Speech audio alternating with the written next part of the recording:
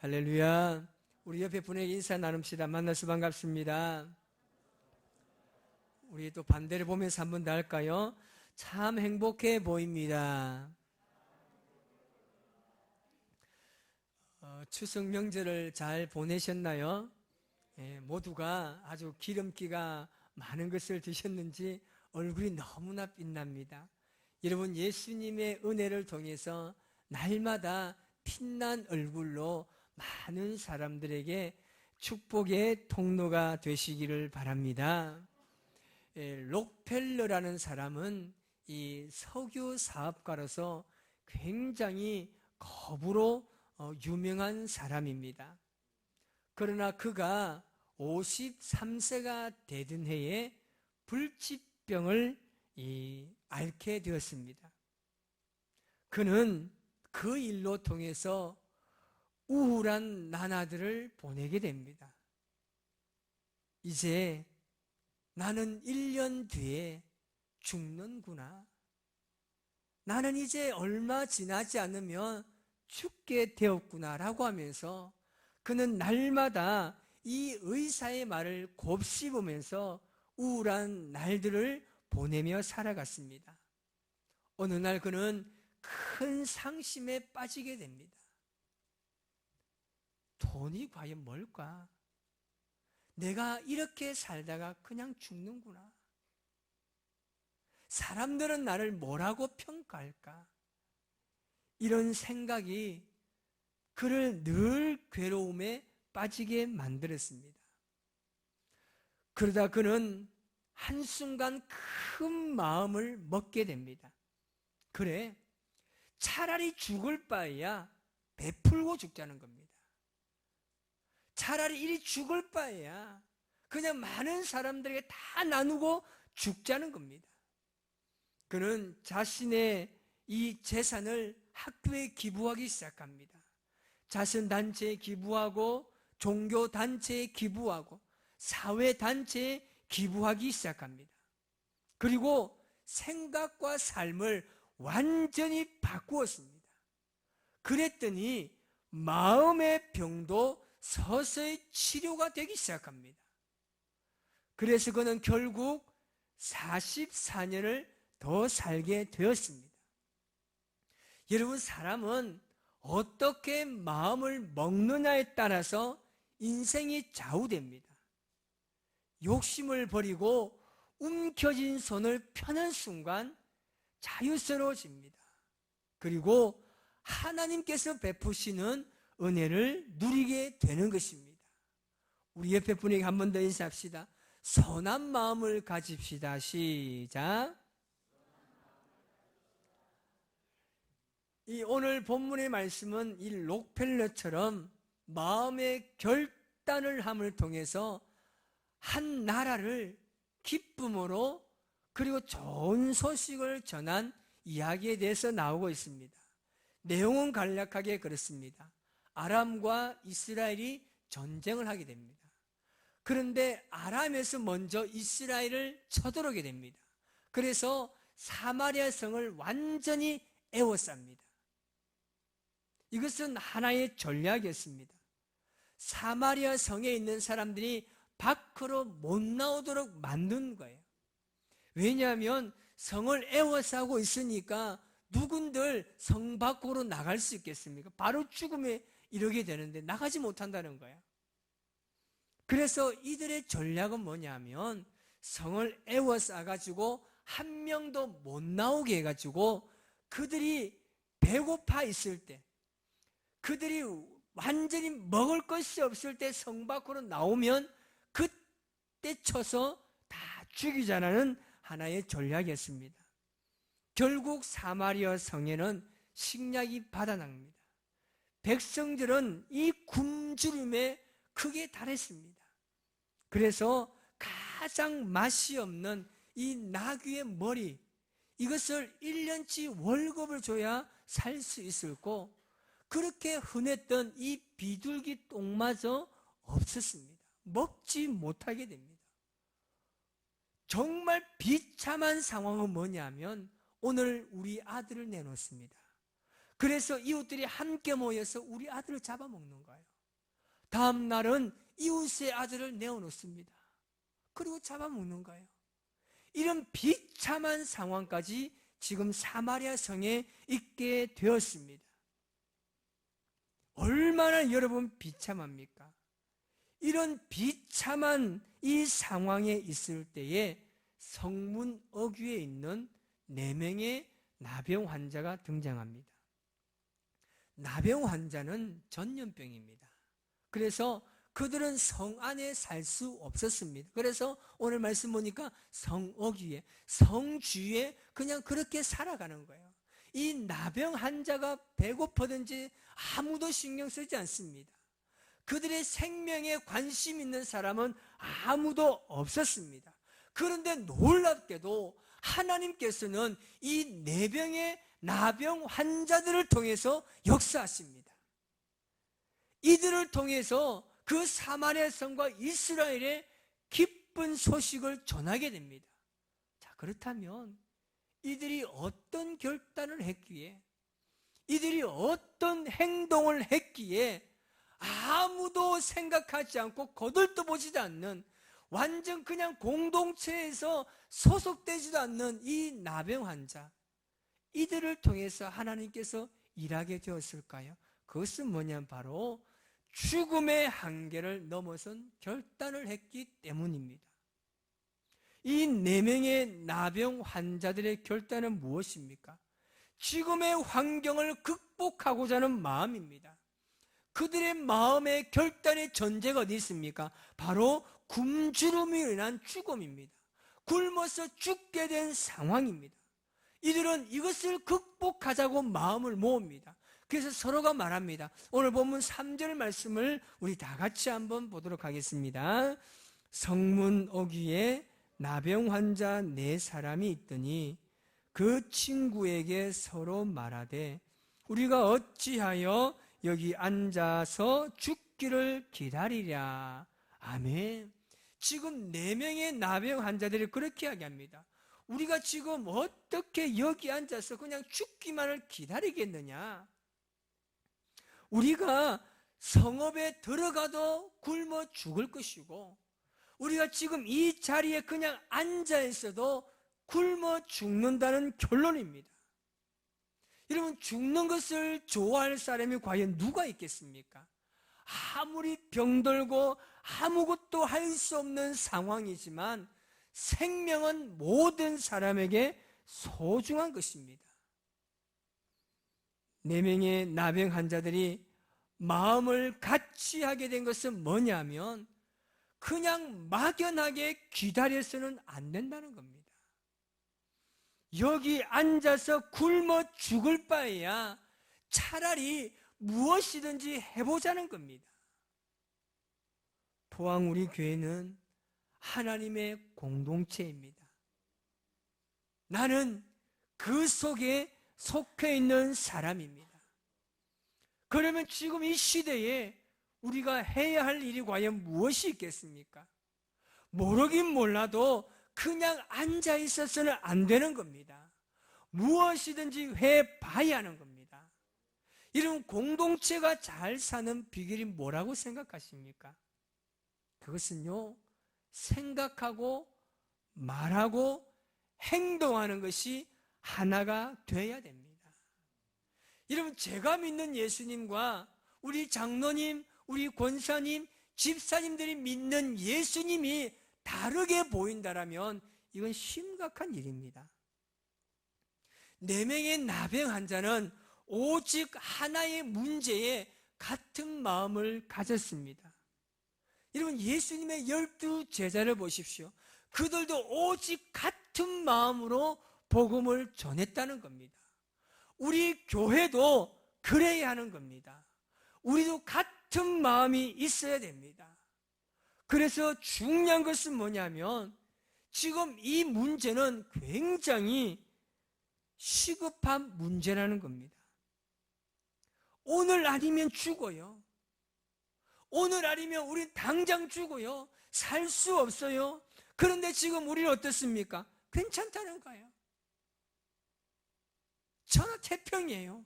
만사 오케이예요. 이것은 뭐냐면 배부른 시대가 낳은 배단입니다. 여러분, 코로나19로 인해서 예배가 줄어들고 있습니다. 온라인 예배를 통해서 여러분, 몸은 편하죠. 남은 시간도 많습니다. 여러분, 이것은 과연 무엇일까요? 물론 온라인 예배가 잘못되었다는 것은 아닙니다. 우리도 온라인 예배를 드리고 있습니다. 그런데 과연 우리는 지금 이것을 어떻게 봐야 하는 겁니다. 벌써 우리의 생각이 점점 한 달, 두 달 지나면서 세상과 타협하고 있습니다. 점점 세상에 물들어가고 있으며 그렇게 흘러가는 것이 시대가 이르니 맞다라고 이야기하면서 합리화를 시켜버립니다. 그런데 분명한 것은 영적으로 내가 굶주려가고 있다는 겁니다. 영적으로 심각한 병이 들어가고 있다는 것입니다. 그런데 우리는 지금 그냥 앉아 있어요. 심각하게 생각하지 않습니다. 아니, 심각하게 생각하고 있으면서도 우리는 아무것도 하지 않습니다. 아직은 괜찮다고 말하면서 영적으로 배부른 것처럼 사는 것은 굉장히 위험합니다. 여러분, 제가 중보 기도실을 왜 만들어 놓았습니까? 지금 이 시대에 그냥 그렇게 앉아 있으면 안 됩니다. 우리는 우리의 기도의 자리를 잘 지키면서 하나님과의 관계를 계속해서 이어가야 하는 것입니다. 우리 신앙에 병이 들었으면 안 되는 거예요. 여러분 한번 생각해 보십시오. 여러분 스스로가 지금 내가 이 코로나19 시대를 통해서 내가 영적으로 얼마나 지금 다운되고 있는지 한번 생각해 보십시오. 내 삶이 힘들고 괴롭고 상처투성이라서 내 신앙이 얼마나 지금 심각한 위치에 있는지 한번 생각해 보시기 바랍니다. 죽음을 각오한 결단이 필요한 시대입니다. 4명의 나병 환자는 아람 군대에 우리가 지금 항복하자, 우리가 항복하자는 마음을 같이 모읍니다. 일단 가보자는 겁니다. 우리가 나가서 그만 살려주면 살 것이고 그냥 죽이면 죽자는 겁니다. 그런데 보세요. 나병 환자들이 죽으러 나갔나요? 아닙니다. 나병 환자들은 나갈 때 죽으러 나간 것이 아니라 살자고 나간 거예요. 죽음도 두려워하지 않는 마음으로 살자고 나가는 겁니다.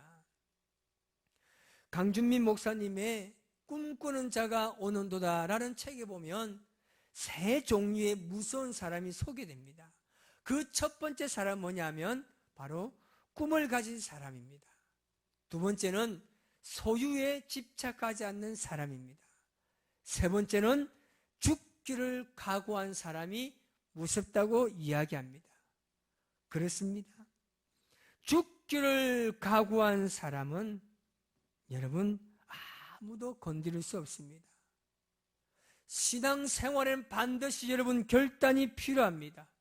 어떤 결단을 하느냐에 따라서 여러분의 미래가 결정되어질 것입니다. 여러분 아직 앉아있어도 된다고 생각하시나요? 큰 착각입니다. 이것은 굉장히 위험한 생각입니다.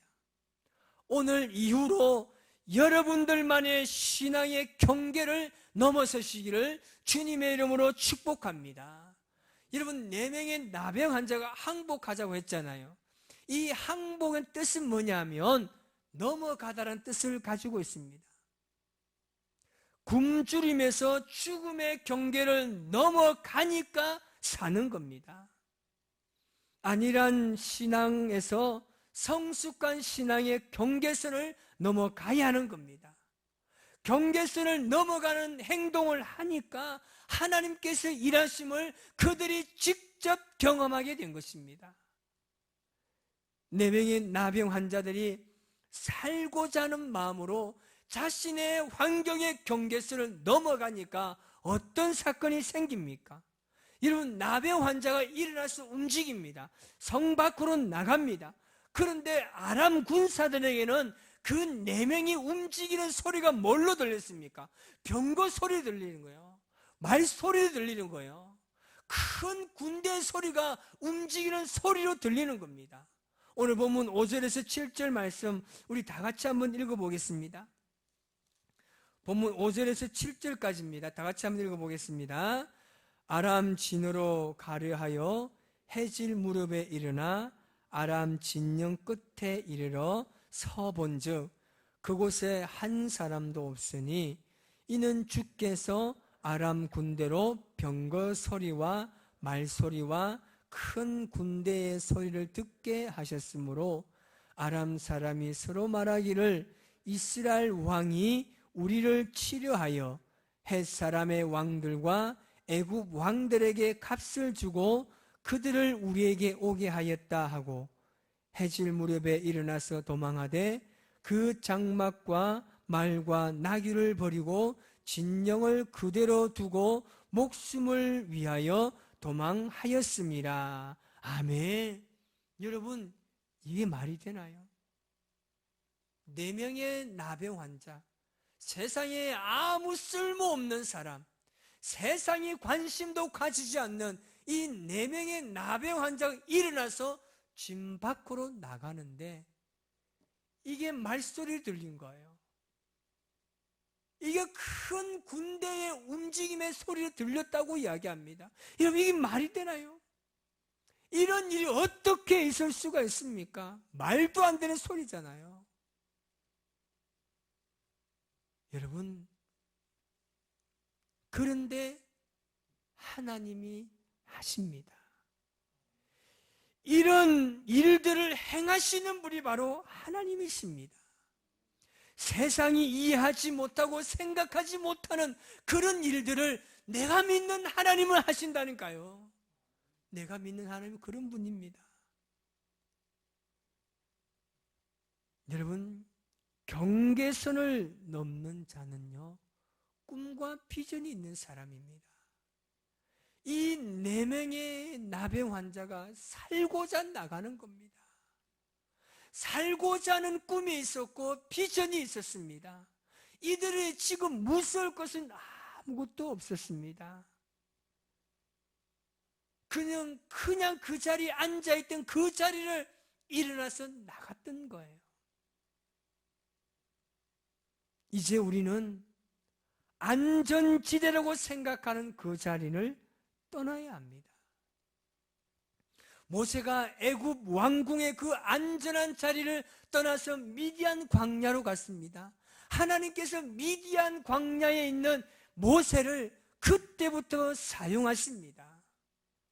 사람들은 대개 자신의 신앙 분량에 따라서 믿음의 경계선을 가지고 있습니다. 어떤 사람은 하나님의 말씀을 그대로 믿는 사람이 있는 반면에 자신의 눈에 보이고 내가 이해하는 것만큼 믿는 사람이 있습니다. 나는 절대 이것은 허락하지 않는다. 내 신앙을 볼 때는 절대 이것은 이해되지 않는다는 거예요. 모든 사람들이 원하고 아무리 봐도 이것은 맞는데 어떤 사람은 나는 이거 절대 허락하지 못한다는 거예요. 한마디로 말하면 눈에 흙이 들어가도 나는 이거 허락하지 못하고 내가 죽기 전에는 이걸 허락하지 못한다는 자기만의 신앙의 경계선을 가지고 있습니다. 뛰어넘어야 돼요. 이것을 뛰어넘지 못하면 안 됩니다. 하나님을 믿는다는 것은 무엇을 말합니까? 믿는 만큼 살아가야 한다는 것을 말합니다. 여러분, 이제 우리 마음을 모읍시다. 어떻게 마음을 먹느냐에 따라서 상황은 달라집니다. 그러면 못할 것 없습니다. 여러분, 죽자고 달려들면 못할 일이 뭐가 있겠습니까? 안주하지 마시고 일어서야 할 때입니다. 내일 하겠다고 말하지 마세요. 조금 더 있다가 하겠다고 말하지 마세요. 바로 지금입니다. 우리의 신앙의 자리를 박차고 일어나서 우리의 신앙의 경계선을 넘어가시기를 주님의 이름으로 축복합니다. 제가 전임 전도사 때에 이 캄보디아 단기 선교를 간 적이 있습니다. 그때 제가 12명의 청년들에게 말한 선교의 슬로건이 있었습니다. 그것은 뭐냐면 12명이 한 명처럼 움직여야 한다는 겁니다. 선교에 나가서 자기 생각으로 말하고 그래서는 절대 안 된다. 12명이 같은 마음과 같은 생각 가지고 오직 선교에만 집중해야 된다. 오직 하나님의 영광만을 생각하고 참고 견뎌한다고 이야기했습니다. 냄새나도 절대 참아라. 내 입맛에 맞지 않는 음식이 나와도 참아라. 12명이 한 사람처럼 말하고 한 사람처럼 움직여야 한다는 선교에 제가 슬로건을 걸었습니다. 여러분, 하나님의 일은 이런 것입니다. 하나님만 생각하십시오. 하나님만 생각하고 여러분 내 생각을 다 내려놓으시기 바랍니다. 일어서야 합니다. 같은 마음을 가지고 시작하면 하나님께서 반드시 새 힘을 주실 줄 믿습니다. 때에 따라서는 동력자를 하나님께서 우리에게 보내주실 줄 믿습니다. 여러분, 일어나야 합니다. 주님의 이름으로 일어나야 합니다. 여러분 생각을 내려놓으십시오. 여러분이 원하는 마음을 내려놓으십시오. 오직 하나님만 바라보십시오. 하나님만 바라보고 하나님께서 원하시는 일은 무엇인지를 생각하고 오직 그 길만을 걸어가야 하는 겁니다. 여러분, 하나님 믿잖아요. 저도 하나님 믿습니다. 그러면 하나님이 좋아하는 거 해야죠. 내 생각이 맞다고, 내 생각만 옳다고 이 일만을 주장하는 것은 하나님의 사역이 아닙니다. 때로 내가 싫어도, 내 마음에 맞지 않아도 하나님을 위해서 걸어가는 것이 주의 주신 사명입니다. 우리 모두가 사랑으로 하나 되어서 마음을 같이 모으고 주님의 이름으로 살아갈 때 하나님께서 우리에게 말씀하실 겁니다. 하나님께서 우리에게 말씀하십니다. 일어나 걸어라. 내가 새 힘을 주리니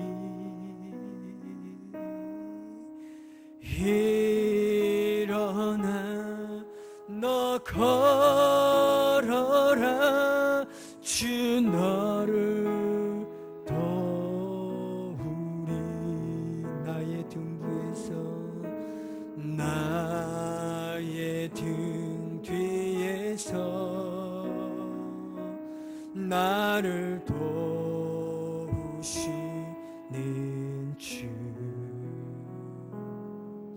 평안 길에서 지치고 고나여 매일처럼 주저앉고 싶을 때 나를 오늘 주께서 보ang 우리에게 말씀하십니다. 일어나 걸어라. 일어나 걸어라. 내가 새 힘을 주리니 일어나 너 걸어라. 내 너를. 우리 같이 손을 높이 들고 우리 장로님 일어나세요. 장로님 일어나세요. 주가 새 힘을 주리니 주님 일어나 너 걸어라. 주 너를. 우리 권사님들 향해서 손을 뻗어서 권사님 일어나세요. 권사님 새 힘을 주십니다. 주가 새 힘을 주시옵소서.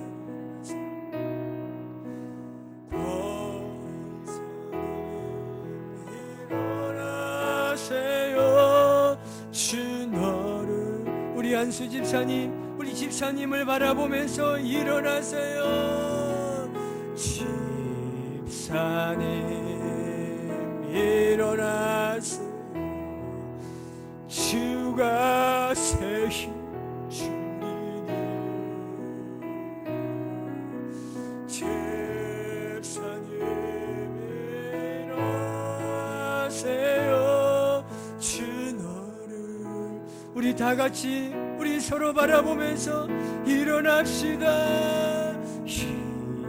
일어나 걸어라.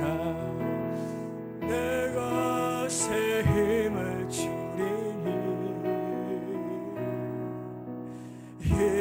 일어나 걸어라. 주 너를. 오늘 시간 예배분의 손을 잡으시기 바랍니다. 여러분, 내가 무엇이 잘났습니까? 내가 그들보다 무엇이 나은 게 있습니까? 철저히 회개하며 나아갑시다. 주님이여, 지금까지 내 자존심을 위해 살았고 주님을 위해서 내 모든 것을 내려놓지 못했습니다. 같은 마음을 가지지 못했고 내가 성도들을 위해서 내가 무엇도 해놓지 못했습니다. 하나님, 이제 우리 교회가 일어나게 도와주옵소서. 서로 기도하며 서로 주님의 사랑으로 사랑할 수 있는 마음을 주시고 내 모든 것을 내려놓아서 한 사람을 살릴 수 있다면 그런 믿음의 결단으로 나아가겠습니다. 오늘 손잡고 간절히 주님을 한번 부르짖으면서 기도하겠습니다. 주여, 오 나의 하나님 아버지여, 나의 하나님 아버지, 우리를 사랑하신 하나님 아버지, 내가 하나님 아버지 무엇이 잘났습니까? 내가 무엇을 주님 앞에 내려놓을 수 있습니까? 내 마음을 내려놓게 해주십시오. 철저히 낮아지고 겸손하고 내가 아버지 하나님의 성도들보다 가장 낮은 위치에 있을지라도 감사하며 섬기고 주님의 사랑으로 달려갈 수 있는 은혜를 부어주시기를 원합니다. 하나님 아버지, 우리 모두에게 하나님 아버지 같은 마음을 주시옵소서. 이제는 내 생각을 내려놓게 해주시고 내 신앙의 경계선을 넘어서 내 주에 있는 성도들을 바라볼 수 있는 믿음을 허락하여 주시기를 원합니다. 아버지 하나님, 일어나게 도와주옵소서. 이제는 내가 내 자리를 박차고 일어나게 도와주시고 아버지 하나님, 서로 사랑하고 서로가 서로를 위해서 눈물로 기도하고 하나님의 거룩한 교회를 위해서 아름답게 주신 사역을 감당할 수 있도록 은혜 주심을 감사합니다. 주님을 향하여 나아가게 도와주시옵소서. 하나님의 거룩한 나라를 위해서 철저하게 낮아지고 주의 말씀으로 세워지는 거룩한 삶을 살아갈 수 있도록 하나님 아버지 은혜를 베풀어 주시기를 원합니다. 주님이여, 할 수 있습니다.